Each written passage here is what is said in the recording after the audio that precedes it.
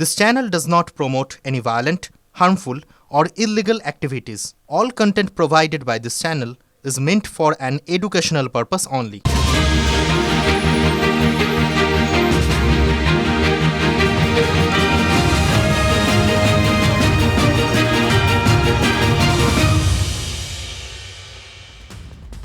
নমস্কার, আমি রাজা চট্টোপাধ্যায়। আমি ঠোঁটকাটা আপনাদের প্রত্যেককে স্বাগত জানাই TV9 বাংলার ঠোঁটকাটা অনুষ্ঠানে এবং প্রাইম টাইমে। ভয় ভয় ভয় আর ভয়, শুধু ভয়। ক্ষমতা হারানোর পর থেকে ভয় তাড়া করে বেড়াচ্ছে তৃণমূলকে। কি ভয় একবার মনে করিয়ে দিই আপনাদের। দল ভাঙার ভয়, দল চুরি হয়ে যাওয়ার ভয়, নেতাদের পুরনো সব কীর্তিকলাপ সেগুলো প্রকাশ্যে চলে আসার ভয়, মানে ফাঁস হয়ে যাওয়ার ভয়, তাদের বেআইনি সম্পত্তি সেগুলো খোয়ানোর ভয়, হ্যাঁ, জেল টেলে যাওয়ার ভয়, গ্রেফতার হওয়ার ভয়। কিন্তু আপাতত সব থেকে বড় যে ভয়টা তৃণমূলকে খুব ভাবিত করে তুলেছে সেটা হচ্ছে ডিম থেরাপি। মাথায়, মুখে, পিঠে ডিমের বাড়ি খাওয়ার ভয়। ডিম পড়ছে চারিদিক থেকে। দেখুন, এতে আঘাত কম, এতে আঘাত বিরাট কিছু লাগছে না। কেউ এখনো পর্যন্ত বলেননি যে ডিমের ঘায়ে আমি মূর্ছা গেছি, কেউ বলেননি। কিন্তু অপমান, এটা হচ্ছে ঘুষি আর চড়ের পার্থক্য। ঘুষি মারলে সেটা আক্রমণ, চড় মারলে মানুষকে বেইজ্জত করা হয়, ঠিক সেটাই হচ্ছে।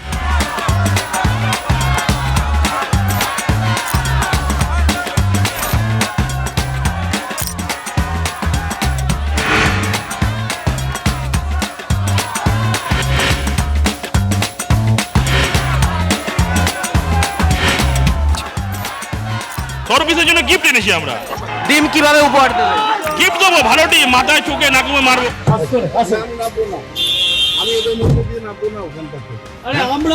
আপনি আছেন তাতে হেনস্থায় খবর নিয়ে এদেরকে ভিড় করে, এটার তো কোনো কথা নয়।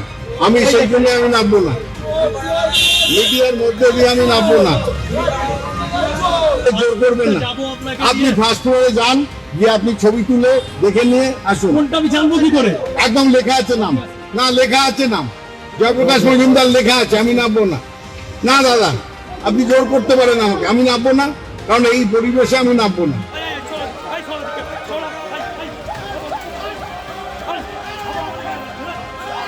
আপনাদের সকলের নিশ্চয় মনে আছে, একটা সময় তৃণমূলের লাথি খেয়ে কচু বনে গিয়ে ছিটকে পড়েছিলেন জয়প্রকাশ মজুমদার।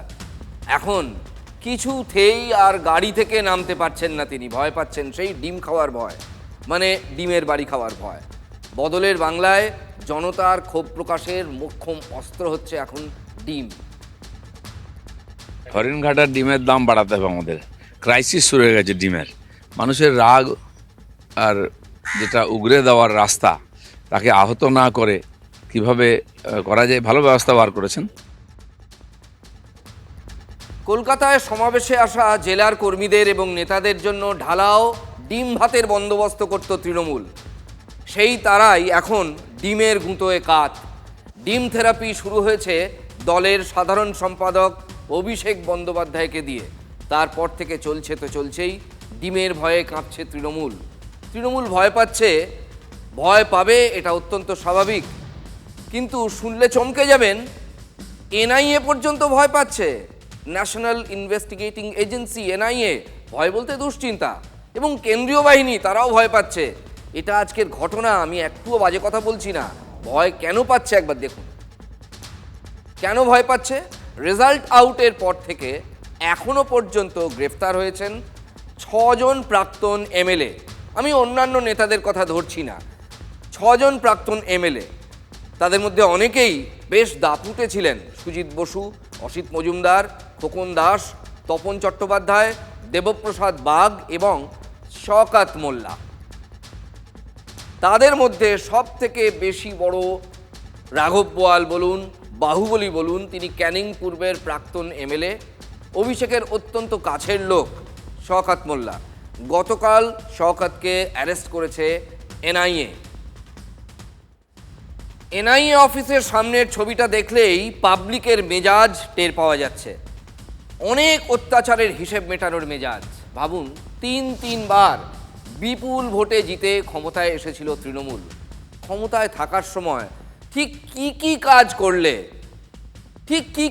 করলে ক্ষমতা থেকে যেতেই এই রকম ক্ষোভের আগ্নেয়গিরির মুখে পড়তে হয় নেতাদের। পাবলিকের মেজাজ বুঝেই বাহুবলী শওকত মোল্লাকে নিয়ে অতি সতর্ক ন্যাশনাল ইনভেস্টিগেটিং এজেন্সি, অতি সতর্ক কেন্দ্রীয় বাহিনী। হেফাজতে থাকা শওকতের যদি কিছু হয়ে যায় তাহলে সর্বনাশ। এনআইএ দফতর থেকে হাসপাতাল ঘুরে কোর্ট। এনআইএ আর কেন্দ্রীয় বাহিনীর সতর্কতার সেই ছবি তুলে এনেছেন আমার 4 সহকর্মী সুমন, সুজয়, কুণাল এবং পিকু। দেখুন। এগুলো আমাদের জায়গা, এখান থেকে এতগুলো জায়গা সব জোর করে নিয়ে গেছে। এখানে খাল ছিল একটা, সে খাল বন্ধ করে জায়গা বন্ধ করেছে। লোকের বাড়িতে হাঁস মুরগিগুলো ধরে নিয়ে নিজে আত্মসাৎ করেছে, ছাগল গরু। আমরা চলে এলাম শওকত মোল্লার কনভয়। কিছু মানুষ যারা এই শওকতের শোষণে শোষিত হয়েছেন তারা কিন্তু ধাবা করছেন এই গাড়িকে। কোনো মতে তারা শওকতকে হাতে পেলে কিন্তু বুঝে নেবেন, এই হুঁশিয়ারি দিচ্ছেন। শওকত মোল্লাকে দেখলেই কিন্তু মানুষ জনরোষে আছড়ে পড়তে পারেন। সেই দিকটা মাথায় রেখে শওকত মোল্লা যে গাড়িতে রয়েছেন সেই গাড়ির কাঁচকে সম্পূর্ণভাবে ঢেকে দেওয়া হয়েছে খবরের কাগজ দিয়ে, যাতে কেউ তাকে দেখতেই না পান। এবং আমি যেমনটা তোমাকে এখনো বলছি, একদল মানুষ ভাঙড়বাসী যারা শোষিত তারা কিন্তু গাড়ি ভাড়া করে শওকত মোল্লাকে রীতিমতন ফলো করছেন। শওকত মোল্লাকে বের করা হচ্ছে, শওকত মোল্লাকে বের করা হচ্ছে। এই মুহূর্তে শওকত মোল্লা বিধাননগর হাসপাতাল থেকে বেরলেন এবং তাকে কিন্তু নিয়ে বের করা হচ্ছে। শওকত মোল্লা এনআইএ সূত্রে খবর, এনআইএ এই যে গাড়ি যাচ্ছে এর মধ্যে হামলার আশঙ্কা করছে। এনআইএ বারবার হামলার আশঙ্কা করছে যে শওকতকে নিয়ে তাদের যে গাড়ি যাচ্ছে সেই গাড়িতে হামলা হতে পারে, এবং তার জন্য এনআইএর যে অফিসাররা তারা কিন্তু সতর্ক রয়েছেন এবং শওকতকে একেবারে কিন্তু নিরাপত্তার মোড়কে নিয়ে যাওয়া হচ্ছে এখন কোর্ট চত্বরে। এবং তুমি দেখতে পাচ্ছ যে গাড়ি রয়েছে শওকতের, যেখানে তিনি বসে রয়েছেন সেই গাড়িকে কাঁচে যেমন কালো তার সঙ্গে সঙ্গে খবরের কাগজ দিয়ে ঢাকা হয়েছে এবং সিআরপিএফ এর একটা নিরাপত্তা বলয়ের মধ্যে দিয়ে শওকত মোল্লাকে কিন্তু কোর্টে নিয়ে যাওয়া হচ্ছে।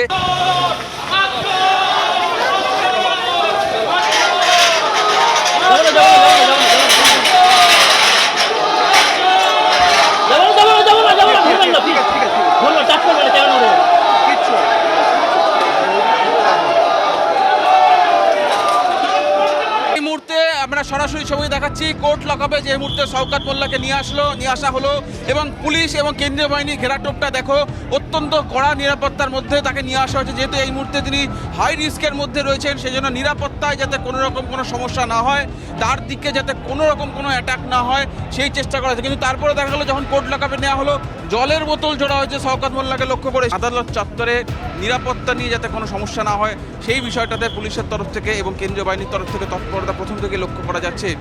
শওকত মোল্লাকে আমরা দেখলাম সাদা স্করপিও গাড়িতে নিয়ে আসা হলো, একদম গাড়ির মাঝের সিটে দুজন অফিসার, এনআইএ অফিসারের মাঝখানে বসিয়ে নিয়ে আসা হলো এবং আগে পেছনে কেন্দ্রীয় বাহিনীর তরফ থেকে সিআরপিএফের জওয়ানের গাড়িও ছিল, যাতে রাস্তায় যে পথে নিয়ে আসা হয়েছে তাকে সেখানে কোনো রকম কোনো নিরাপত্তাজনিত সমস্যা না। আমি ছবিটা দেখাচ্ছি, এই সেই গাড়িতে করে নিয়ে আসা হয়েছে এবং এই গাড়ির আমি ছবিটা দেখাবো ঠিক শওকত মোল্লাকে কোন জায়গায় বসানো হয়েছিল।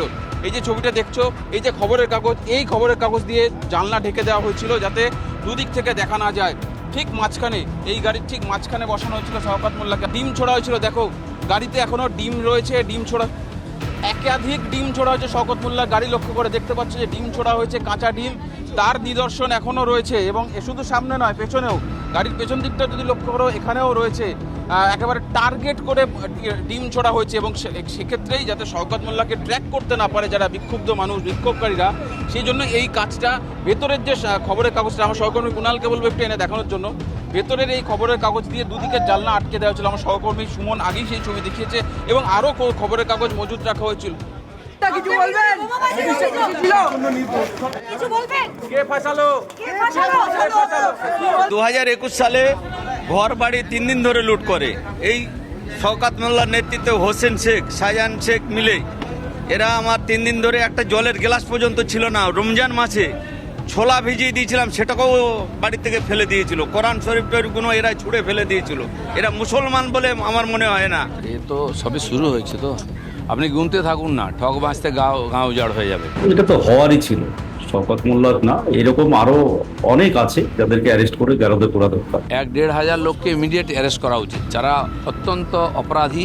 সমাজ ব্যবস্থা পশ্চিমবাংলার ভালোর জন্য এরকম অসংখ্য এখনো আছে প্রায় মানে এখনো 1-1.5 হাজার এরকম অ্যারেস্ট করা দরকার। অত্যাচারী লুটেরা, মানুষের প্রচণ্ড ক্ষোভ আছে এদের বিরুদ্ধে, আর এই জন্য ওদের অ্যারেস্ট করা দরকার আছে। নাহলে কোনো অঘটন ঘটে যায়, মানুষ যেভাবে অ্যাটাক করছে, রাস্তায় ঘিরছে, ধরছে, মারছে, পিটছে, যদি কোনো অঘটন ঘটে যায় যেন ওদের জীবনের স্বার্থে ওদেরকে অ্যারেস্ট করে জেলে রাখা উচিত। রুই কাতলা নয়, সন্দেশখালীতে তৃণমূল নেতার পুকুর থেকে উদ্ধার আগ্নেয়াস্ত্র, একটা আধটা নয়, কাঁড়ি কাঁড়ি আগ্নেয়াস্ত্র, বিপুল অস্ত্র সম্ভার। সন্দেশখালীর মণিপুরে হানা স্পেশাল টাস্ক ফোর্সের তৃণমূল নেতা রবীন দাস এবং তার ভাই গোপাল দাসের বাড়িতে এসটিএফ পুকুরে তল্লাশি চালিয়ে বিপুল অস্ত্র উদ্ধার হয়েছে। তল্লাশিতে পাওয়া গেছে 10টি পাইপগান, 9টি রিভলভার এবং 56 রাউন্ড কার্তুজ। গোপাল দাস সহ 5 জন গ্রেফতার, এখনো পর্যন্ত 2 জনকে আটক করা হয়েছে। বেপাত্তা শেখ শাহজাহানের ঘনিষ্ঠ বলে পরিচিত রবীন দাস, তার খোঁজ চলছে এখন। পড়ে গিয়ে গুরুতর চোট পেয়েছেন প্রবীণ সিপিএম নেতা তথা প্রবীণ মন্ত্রী, রাজ্যের প্রাক্তন মন্ত্রী অশোক ভট্টাচার্য। বিস্তারিত জেনে নেব আমাদের উত্তরবঙ্গের প্রতিনিধি প্রসেনজিৎ চৌধুরীর কাছে। কিভাবে ঘটলো ঘটনা, কোথায় পড়ে গেলেন, এখন তিনি কেমন আছেন? দেখো, বিকেল নাগাদ লেখালেখির কাজ করছিলেন, বাড়িতে বসেই আচমকা তার মাথা ঘুরে যায় এবং তিনি পড়ে গেলে তার মাথায় এবং গালের আশেপাশে একাধিক জায়গায় ফেটে যায়, যার জেরে প্রচুর রক্তক্ষরণ হয় এবং সেই সময় বাড়িতে ঘরে একাই ছিলেন তিনি।